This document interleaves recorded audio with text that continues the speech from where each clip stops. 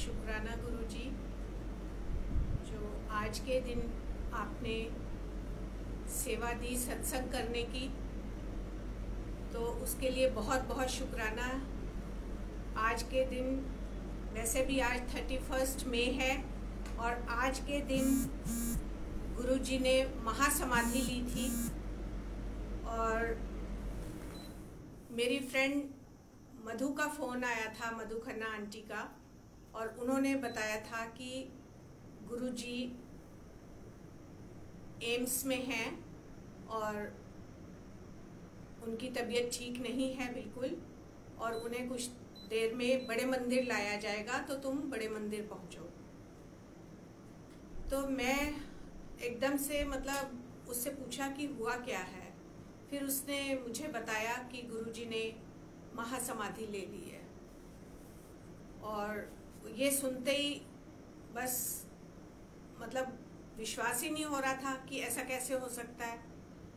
गुरुजी जो हम सबको हमेशा हम सब पे कृपा करते हैं, हम सब के कष्ट अपने ऊपर लेते हैं, तो वो अचानक ऐसे हमें छोड़ के कैसे जा सकते हैं। तो बिल्कुल विश्वास नहीं हो रहा था, पर यही सत्य था।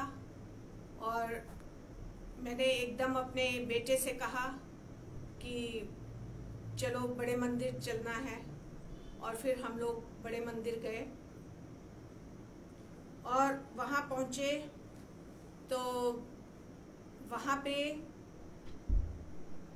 जगजीत सिंह जी का ये शब्द चल रहा था, यही नाम है सहारा, यही नाम है अधारा, सत्य नाम श्री वाहे गुरु, सत्य नाम श्री वाहे गुरु। यही नाम है सहारा, यही नाम है अधारा, यही नाम है सहारा, यही नाम है अधारा, सत्य नाम श्री वाहे गुरु, सत्य नाम श्री वाहे गुरु, सत्य नाम श्री वाहे गुरु, सत्य नाम श्री वाहे गुरु। तो पूरा टाइम, जितना टाइम भी हम बड़े मंदिर में रहे, यही चलता रहा।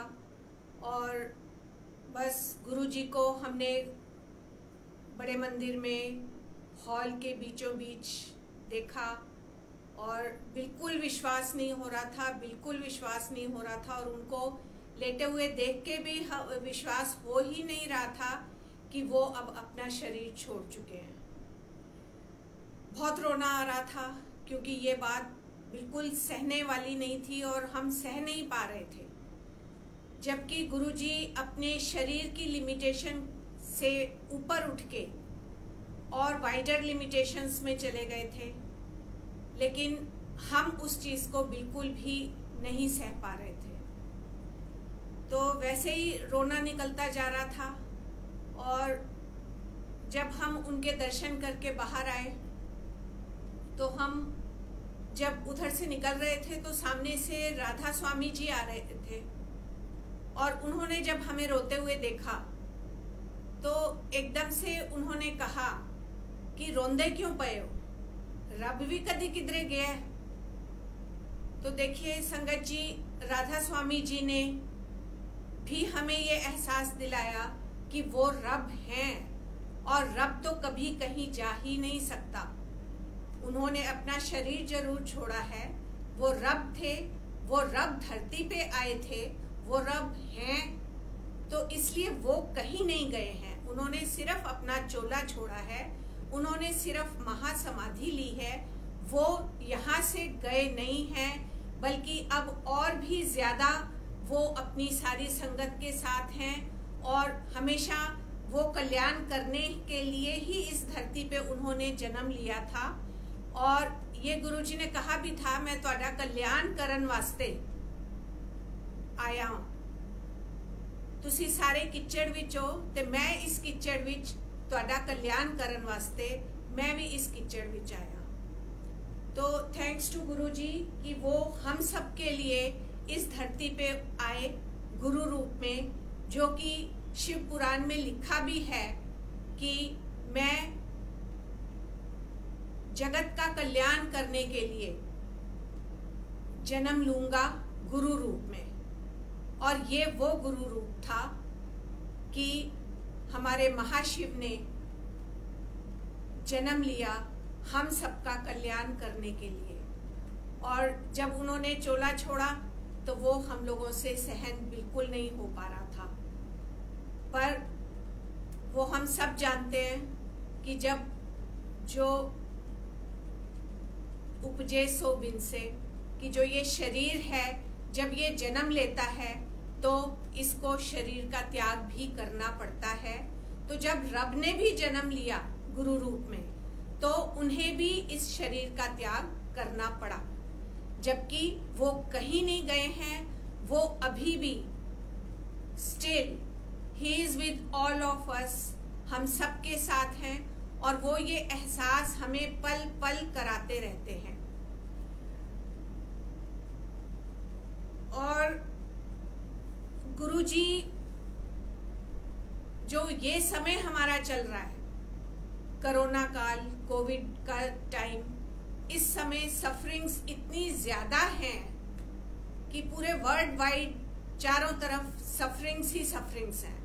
और हम ये जानते हैं कि गुरुजी जब चोला रूप में थे तब भी वो हम सब की सफरिंग्स अपने ऊपर लेते थे।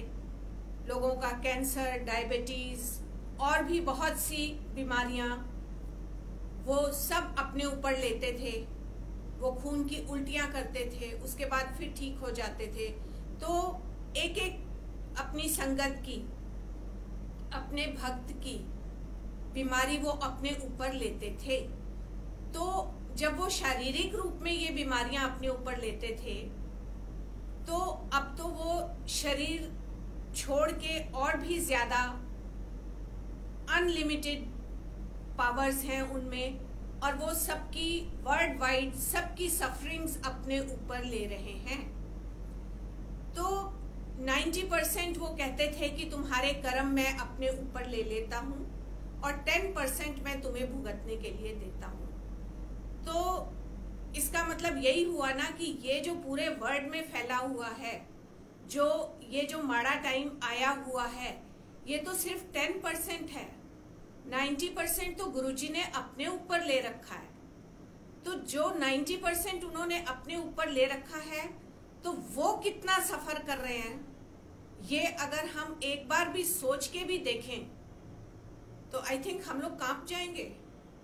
हम 10% नहीं सह पा रहे हैं तो वो ये 90% और एक का नहीं हजारों का, करोड़ों का अपने ऊपर रोज ले रहे हैं, हर क्षण ले रहे हैं। तो वो जो अपने ऊपर लेके बाद में अपने आप को ठीक कर लेते थे, अब तो वो लेते ही जा रहे हैं अपने ऊपर। तो क्या हाल होगा उनका। हम जानते हैं वो रब हैं, लेकिन वो रब हमारे लिए इतनी सफरिंग्स झेल रहे हैं।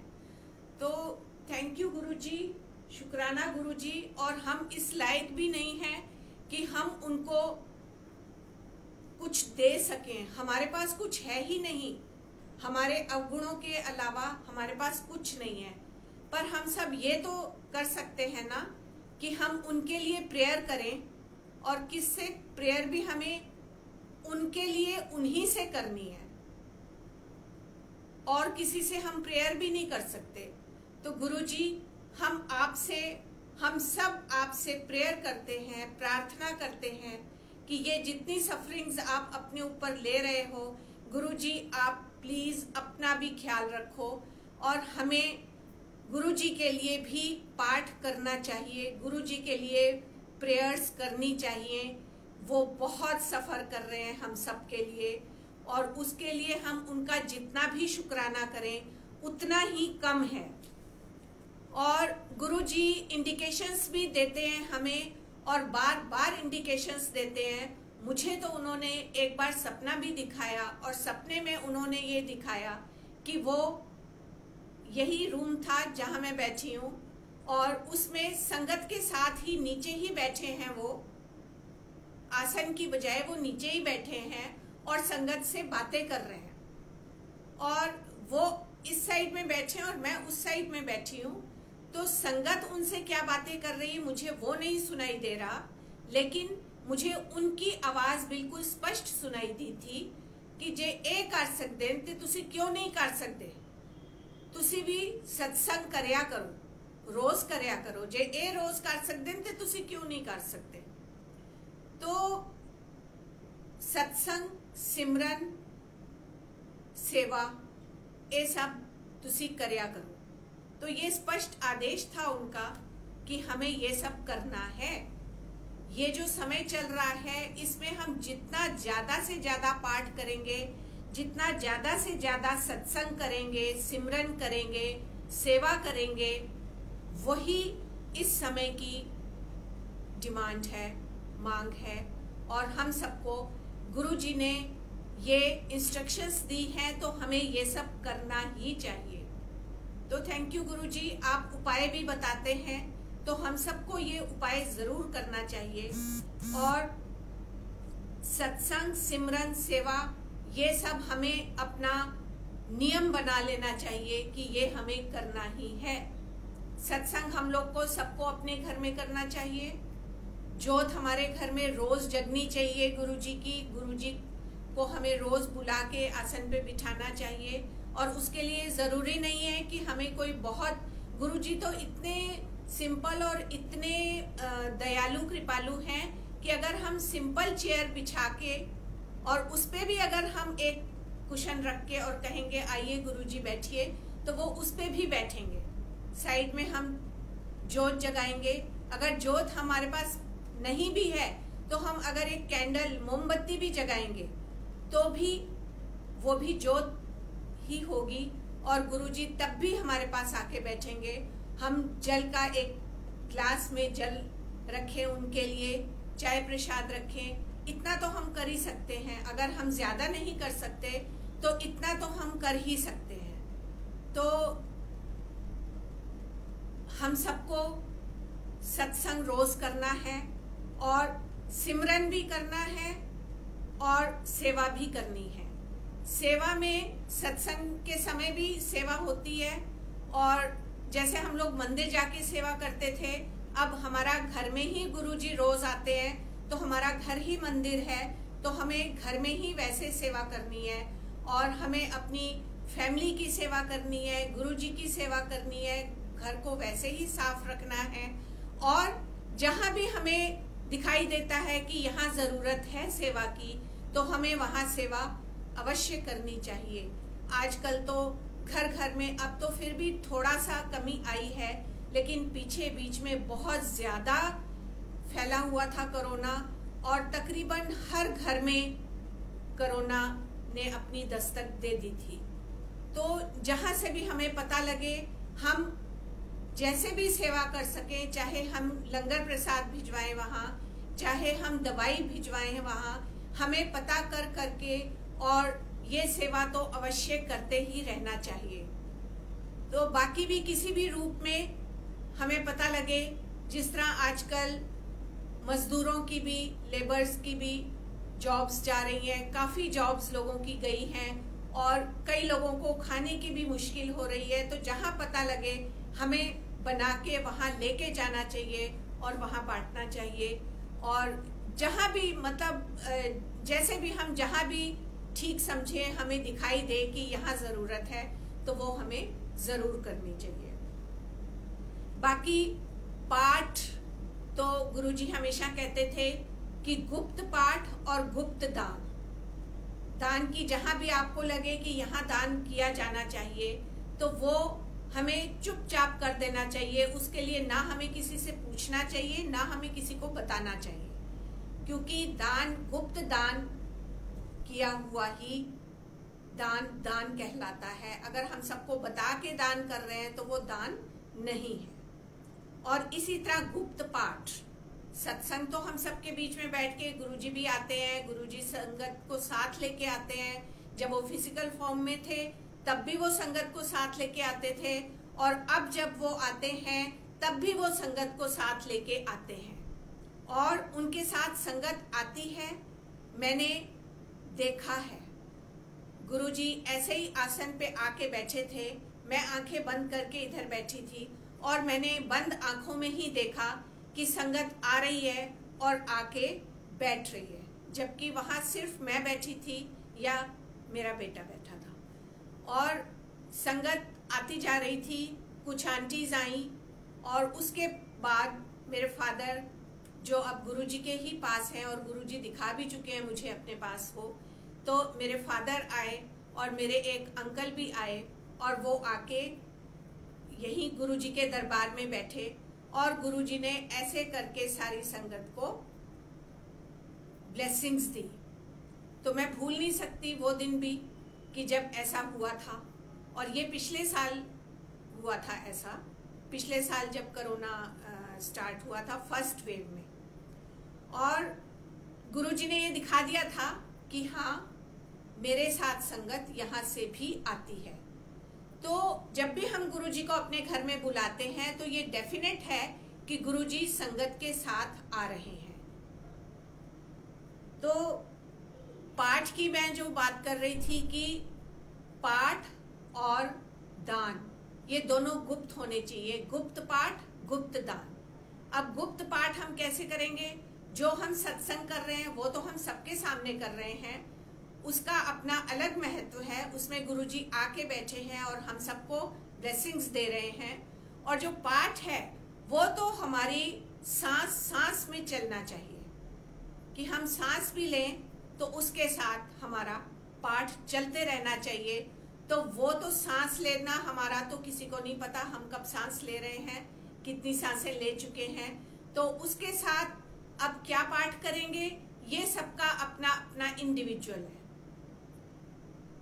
वैसे तो गुरुजी का मंत्र जाप ये बहुत बड़ा पाठ है। अगर हमारी सांसों में ये चलता रहे, ओम नमः शिवाय, शिव जी सदा सहाय, तो इससे बड़ा कोई पाठ नहीं है। या एक ओंकार, वाहेगुरु, वाहेगुरु का पाठ चलता रहे, जो भी पाठ चलते रहे, या गायत्री मंत्र का जाप, या कोई राम का पाठ करता है, कोई कृष्ण का पाठ करता है, कोई राम राम राम राम करता है, जो भी पाठ हर इंडिविजुअल करता है, वो अगर अपने मन में वो पाठ करता रहे तो वो पाठ हमेशा गुप्त पाठ ही कहलाएगा, क्योंकि उसका किसी को भी नहीं पता कि पाठ हो रहा है। तो इस तरह से हम गुप्त पाठ और गुप्त सेवा कर सकते हैं। जहां हेल्प की जरूरत हो हम वो कर सकते हैं। और इसके लिए हम गुरुजी को ये भी कहेंगे कि गुरुजी हमारे अंदर जो जितनी भी ईगो है वो भी हम बहुत चाहते हैं कि वो ईगो खत्म हो जाए, क्योंकि ये जो काम क्रोध लोभ मोह ये सब हैं, ये अगर हमारी एक ईगो खत्म हो जाए, हमारी मैं खत्म हो जाए, तो ये सब अपने आप ही खत्म हो जाएगा। तो हमारी इस मैं को भी गुरुजी ही खत्म कर सकते हैं। हाँ, हमें इच्छा तो करनी पड़ेगी और हमें इसके लिए खुद को तैयार भी करना होगा कि हम अपनी मैं को खत्म कर दें। वो कहा भी क्या है, जब मैं होता तब तू नहीं, मतलब जब हम में ये मैं है तो ईश्वर सामने नहीं है, जब तू मैं नहीं। तो इस शब्द में बिल्कुल स्पष्ट रूप से ये बात कही गई है कि जब मैं होता तब तू नहीं, जब तू मैं नहीं। और जब तू आ गया, हे ईश्वर, जब तू आ गया तो तब मैं नहीं हूं कहीं भी, तब मेरी मैं खत्म हो जाती है। और वही मैं हम खत्म करना चाहते हैं, और ये मैं भी हमारी गुरुजी ही खत्म करवा सकते हैं, पाठ भी गुरुजी ही करवा सकते हैं। और वो ये उससे मेरे को एक और शब्द याद आया, आप जपाए जपे सो नाम, आप गवाए तो हर गुण गाओ। तो आप जपाएंगे तभी हम जप सकते हैं, तभी हम नाम का जाप कर सकते हैं। तो ईश्वर चाहे तो हम तभी नाम जप सकते हैं। तो हमारे रब, हमारे गुरुजी तो ईश्वर ही हैं। वो चाहेंगे तो जरूर हमारे अंदर नाम चलता रहेगा और हमारे को गुरुजी की ब्लेसिंग्स हर पल मिलती रहेंगी। तो जितना सुख के समय तो हम सभी गुरुजी को याद करते हैं, पर हमें सिर्फ सुख के समय नहीं, हमें दुख के समय भी गुरुजी को हमेशा याद रखना चाहिए, उनका ध्यान करना चाहिए। ये जो समय चल रहा है, हमें इसमें भी, इस दुख में भी सुख को ढूंढना चाहिए, क्योंकि इसमें भी गुरुजी हमारे, ये जो हमारे ऊपर दुख आ रहा है, ये तो 10% ही है ना हमारे कर्म का। तो 90% फिर भी गुरुजी ने अपने ऊपर ले रखा है। तो अगर हमें वो 10% ज्यादा लग रहा है, गुरुजी को हमें तो शुक्राना करना चाहिए कि गुरुजी थैंक यू, बहुत बहुत शुक्राना कि ये 10% आपने हमें भुगतने को दिया। इससे हमें पता लग रहा है कि आप कितना ज्यादा सह रहे हो। तो संगत जी, आज गुरुजी का महासमाधि दिवस है और हम आज गुरुजी को बहुत याद कर रहे हैं। और गुरुजी का वो जो 27 मई को गुरुजी ने सदा आंटी से कहा था गाने के लिए, वो भी याद आ रहा है कि गुरुजी ने उनसे कहा था गाने के लिए और सदा आंटी ने वो गाना गाया था। लग जा गले के फिर ये हंसी रात हो ना हो शायद फिर इस जन्म में मुलाकात हो ना हो लग जा गले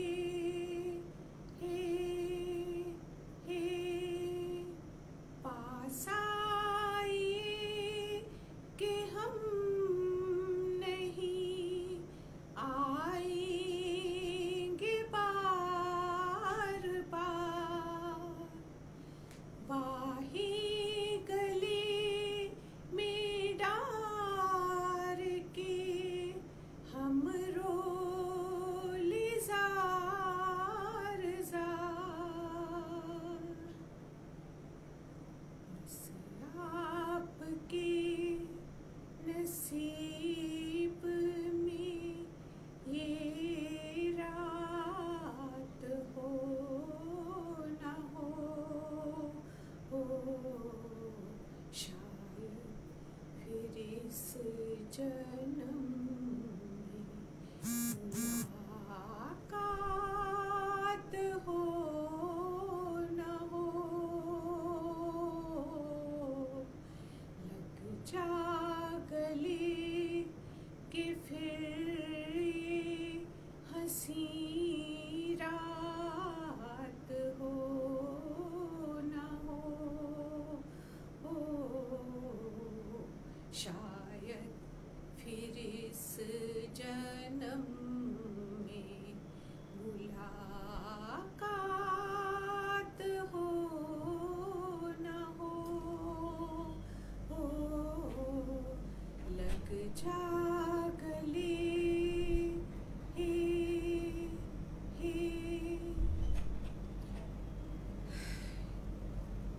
थैंक यू गुरुजी।